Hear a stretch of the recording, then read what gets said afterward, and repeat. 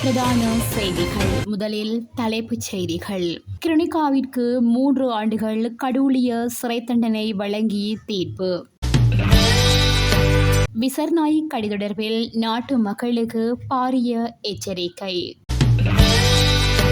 2 motor சைக்கிள்கள் மோதியதில் பலியான பாடசாலை மாணவன். தேர்தலுக்கு தயாராகும் ரணில் அரசாங்கம்.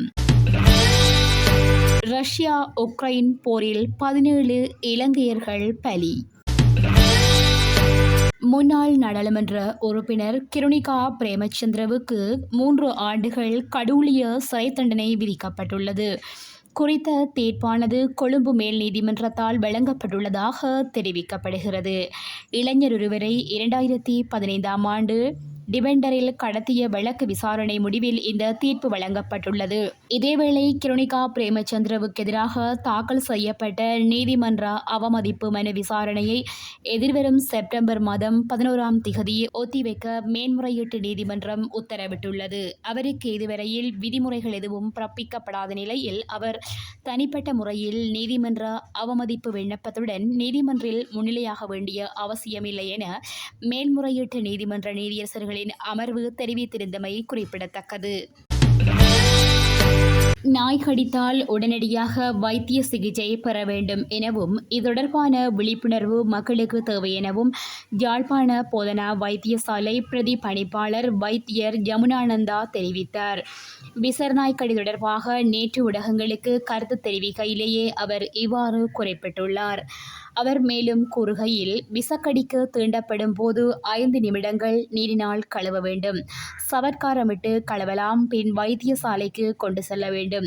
வைத்தியர்களிடம் நாய் அல்லது பூனை தொடர்பாக முழு விபரத்தை தெரிவிக்க வேண்டும். தடுப்பு மருந்து செலுத்தப்பட்ட நாய்கள் கடிக்கும் போது அதில் விஷக்கிருமிகள் இருக்காது. ஆனால் தெருநாய்கள் கடிக்கும் போது கொஞ்சம் அவதானமாக இருக்க வேண்டும் என வைத்தியர் யமுனானந்தா தெரிவித்துள்ளார். இதேவேளை விசர்நாய்க்கடி கிழக்கான சிறுமியொருவர் யாழ் போதனா வைத்தியசாலையில் கடந்த 26ஆம் திகதி உயிரிழந்துள்ளார். கிளிநொச்சி குமாரசாமிபுரத்தை சேர்ந்த 4 வயது சிறுமியே இவ்வாறு உயிரிழந்துள்ளார். குறித்த சிறுமி விசர்நாய்க்கடி கிழக்கான நிலையில் தீவிர சிகிச்சை பிரிவில் சிகிச்சை அளிக்கப்பட்டு சிகிச்சை பலனின்றி உயிரிழந்தமை குறிப்பிடத்தக்கது. பொலனறுவை பக்கமுனை கிரித்தலை பிரதான வீதியில் 2 மோட்டார் சைக்கிள்கள் மோதியதில் உயர்தரம் கற்கும் பாடசாலை மாணவரொருவர் உயிரிழந்துள்ளதாக பக்கமுனை போலீசார் தெரிவித்துள்ளனர். உயர்தரத்தில் கல்வி கற்கும் நிக்கப்பிட்டிய பகுதியைச் சேர்ந்த லஹிது பின்சர என்ற 18 வயதினையுடைய மாணவனே உயிரிழந்துள்ளதாக போலீசார் தெரிவித்துள்ளனர். உயிரிழந்த மாணவன் தனது நண்பனுடன் மோட்டார் சைக்கிளில் பயணித்த போது வீதியில் பயணித்த லொரியுடன் மோதியதில் இந்த விபத்து இடம்பெற்றுள்ளது. விபத்தை ஏற்படுத்திய மோட்டார் சைக்கிளை செலுத்திச் சென்றவர் தப்பிச் சென்றுள்ளதாகவும் இந்த சம்பவம் தொடர்பாக மேலதிக விசாரணைகளை போலீசார் மேற்கொண்டு வருவதாகவும் தெரிவித்துள்ளனர்.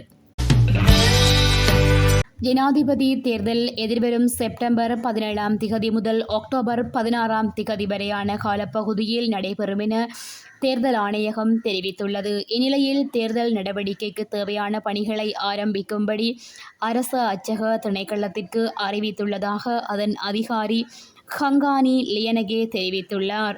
ஜனாதிபதி தேர்தல் தொடர்பான சட்டத்தின் ஏற்பாடுகளுக்கமைய ஜனாதிபதி தேர்தலுக்கான வேட்பு மனுக்கள் குறித்த காலத்திற்குள் கோரப்படும் என ஆணைக்குழுவின் தலைவர் RMAL ரத்னநாயக்க தெரிவித்துள்ளார். ஜனாதிபதி தேர்தலுக்கான திகதியை தேர்தல்கள் ஆணைக்குழு நிர்ணயித்தால் அதற்கு தேவையான சகல ஏற்பாடுகளும் தயார் நிலையில் இருப்பதாக அரசாங்க அச்சக பிரிவு அதிகாரி ஹங்கானி லியனகே மேலும் தெரிவித்தார். ரஷ்யா உக்ரைன் இடையே 2 ஆண்டுகளுக்கு மேலாக போர் நடந்து வருகின்ற நிலையில் இலங்கையைச் சேர்ந்த 17 பேர் பலியானதாக தகவல் வெளியாகியுள்ளது. இந்த போரில் இருதரப்பிலும் பல்லாயிரக்கணக்கான இராணுவ வீரர்கள் பலியாகியுள்ளனர். அதனால் இவ்விரு நாடுகளும் வெளிநாடுகளிலிருந்து தங்கள் இராணுவத்துக்கு ஆட்களை சேர்த்து வருகிறது. குறிப்பாக ரஷ்யா அதிக சம்பளம், பாதுகாப்புதவியாளர் என பொய்யான வாக்குறுதிகளை அளித்து இராணுவத்தில் ஆட்களை சேர்த்து வருகிறது. அப்படி சேர்க்கப்படும் நபர்களுக்கு வலுக்கட்டாயமாக போர்ப்பயிற்சி அளித்து அவர்களின் விருப்பத்திற்கெதிராக போர் முனைக்கு அனுப்பப்படுகின்றனர். அப்படி கட்டாயமாக போரில் ஈடுபடுத்தப்படும் நபர்கள் உக்ரைன் நடத்தும் தாக்குதல்களில் பலியாவது தொடர்கதையாக உள்ளது. இலங்கையைச் சேர்ந்த 17 பேர் பலியானதோடு மேலும் உயிரிழந்தவர்களின் குடும்பத்திற்குரிய இழப்பீடு வழங்க ரஷ்யாவுக்கு இலங்கை அரசு அழைப்பு விடுத்துள்ளது. இத்துடன் செய்திகள் நிறைவடைகின்றன. மேலும் செய்திகளை www.todayjefna.com என்ற இணையதளத்தில் பார்வையிடலாம்.